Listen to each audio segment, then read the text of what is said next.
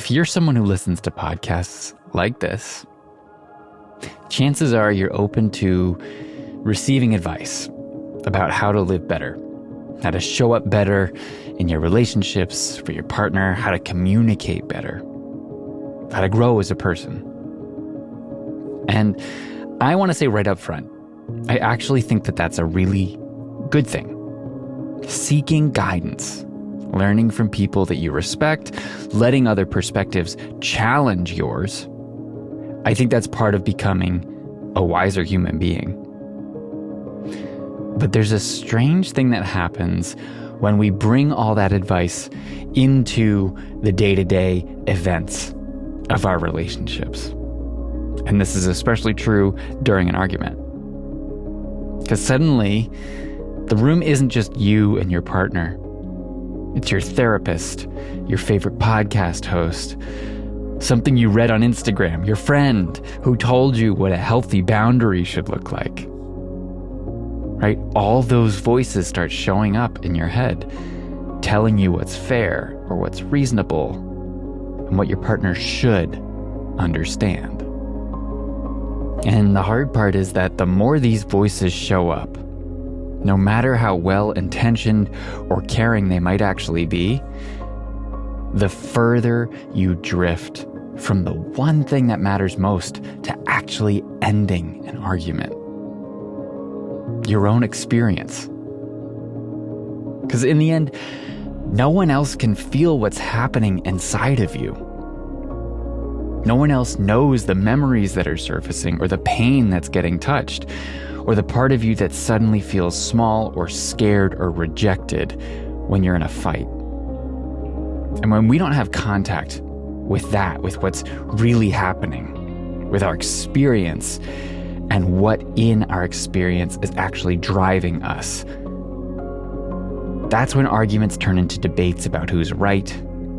That's when the hurt that's amplifying all the emotions and muddying the communication goes unnoticed and starts to crank up the intensity. But when you can come back to yourself, to your real, honest experience without all the voices in your head that are blaming and shaming, you become a much more honest and present and powerful person. So today on the podcast, the fastest way to end an argument and why most people miss it. Stay with me. This is Reclaiming the Gentleman. I'm Dave Lashansky.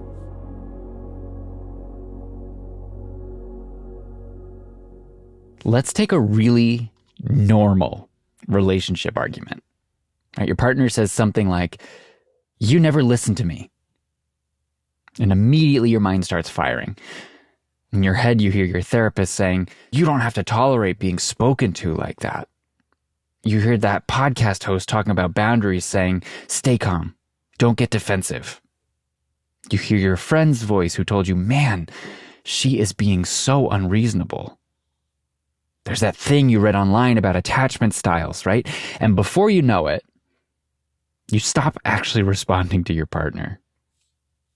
In that moment, you're trying to be the enlightened partner that you worked so hard to become. The one who doesn't get rocked by an offhanded comment. The one who knows how to regulate himself. The one with all the tools, and your brain starts cycling through them. Through everything you've learned. Boundaries, accountability, attachment styles, communication frameworks, all the lessons that you've absorbed from the books and the podcasts and the therapy you've done. They all start coming through like a fire hose when you're in a fight with your partner. And the loudest ones almost always make you feel really justified about how you're responding. Whether that means the way you step up and take accountability, or the way you push back and explain why what she said isn't fair and what's not okay and lay your boundary, right? In your mind, you're doing exactly what a thoughtful and self-aware partner should do. You're not fawning or people-pleasing or shutting her down or being passive. You're not being demanding. You're certain. You're certain that this is the right way to handle it.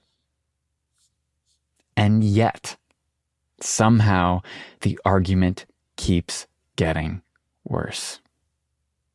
Tell me if you've ever experienced this. Because what happens is while you're running all those frameworks in your head, you're running through all the scripts and all the things that you know you should be doing, you actually stopped listening to the one place where the most important truth is being told. It's not your partner, it's your body. Because when your partner said that thing that started it all, something happened inside of you. Maybe your chest tightened, maybe your stomach dropped, maybe your jaw clenched, but most of us, no matter how much work we do on ourselves, no matter how many books or podcasts or seminars or retreats we do, we still sometimes miss the body cues. And to be honest, I think sometimes it's the people who spend the most time working on themselves, the most time receiving input, even from great coaches and therapists, constantly learning about relationship ideals and practices that struggle the most sometimes. Because the fix happens in the body first. It's in noticing. But the natural reaction is usually to distract you with everything you have except awareness. Our thoughts rush to fix the problem, to win the argument, to prove our point about what should have been done or said, or how to say I'm sorry the right way, or how to show up and be accountable in the right way, or just how to be a good person. Most of us start trying to maneuver in some way into what's fair, right? What's her side? What's mine? What's valid in what she's saying and what's not?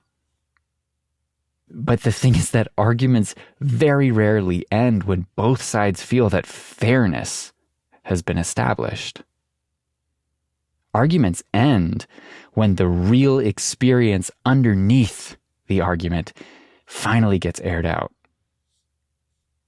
Because most of the time, when we're really activated by our partner, something deeper is happening than just the words we're exchanging. What's really happening underneath it is that a part of our nervous system has left the present moment, and it is pulling up old programming. So when your partner says something sharp or dismissive or critical, your system unconsciously starts searching your past for moments that felt similar, where you felt misunderstood or rejected or like you were failing. And suddenly the present moment isn't just about this conversation.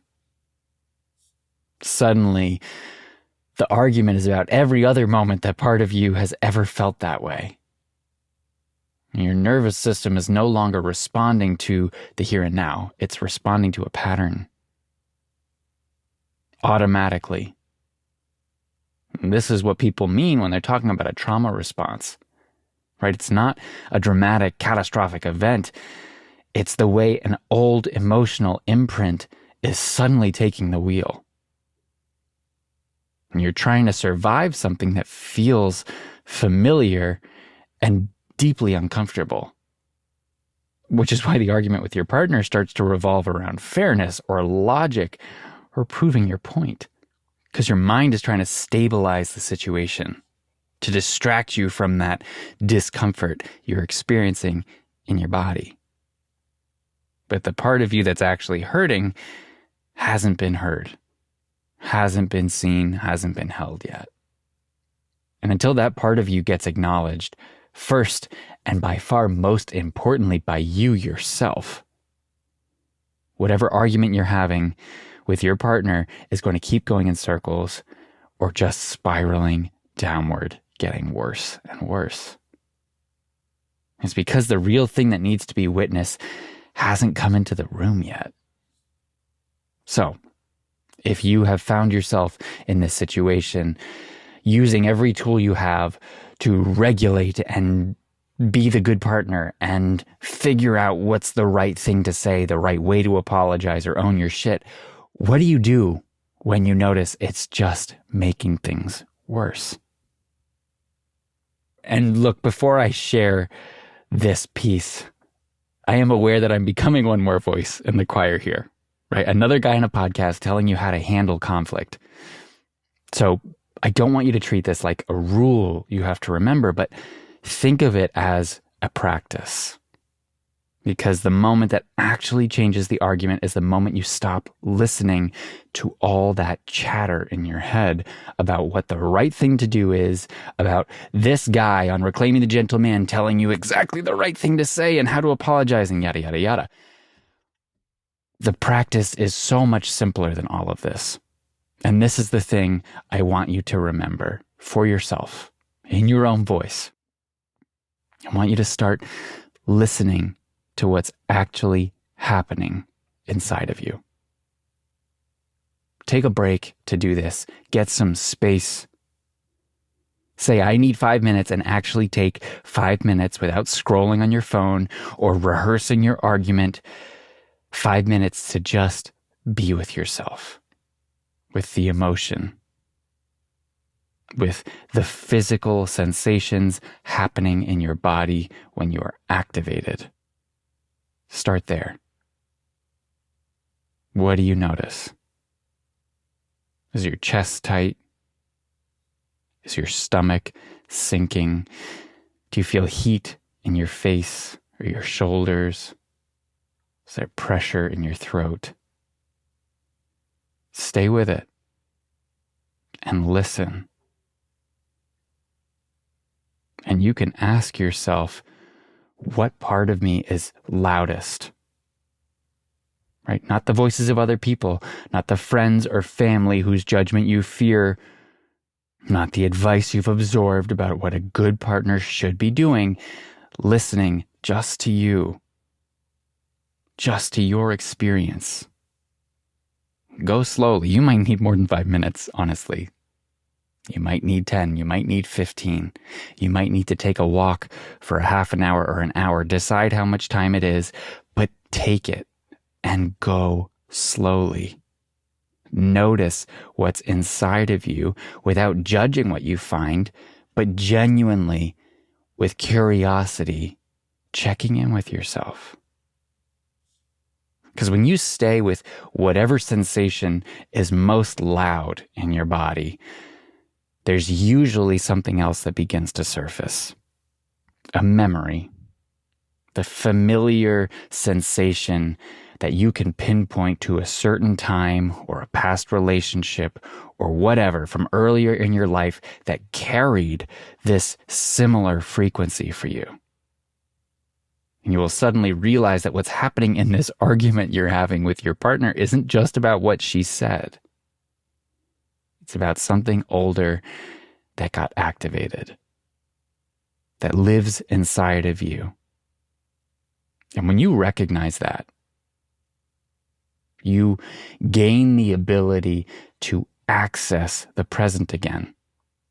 Because you're in contact with what is true. You're in contact with your actual felt experience.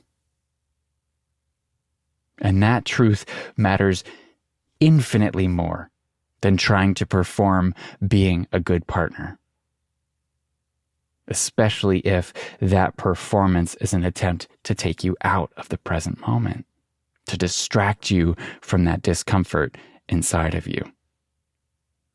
Because the thing that a truly grounded, truly phenomenal partner actually does is know themselves well enough to recognize when they're being pulled out of the present. And instead of fighting harder, they pause, they ask for the space to listen to what their body is saying. A great partner understands or seeks to understand what part of them is getting activated, and tending to that themselves before returning to the conversation. They do the work themselves to come back into the present. Just start there. You want to be a great partner?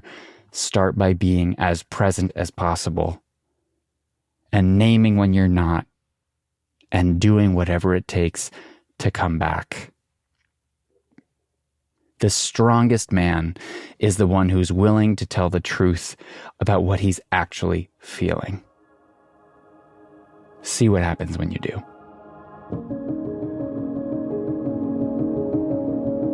Thank you for listening to this episode of Reclaiming the Gentleman. I will be teaching this and other similar practices in my free workshops all through March and the beginning of April. I am so excited for what's coming, and the vast majority of it is going to be just free stuff like this.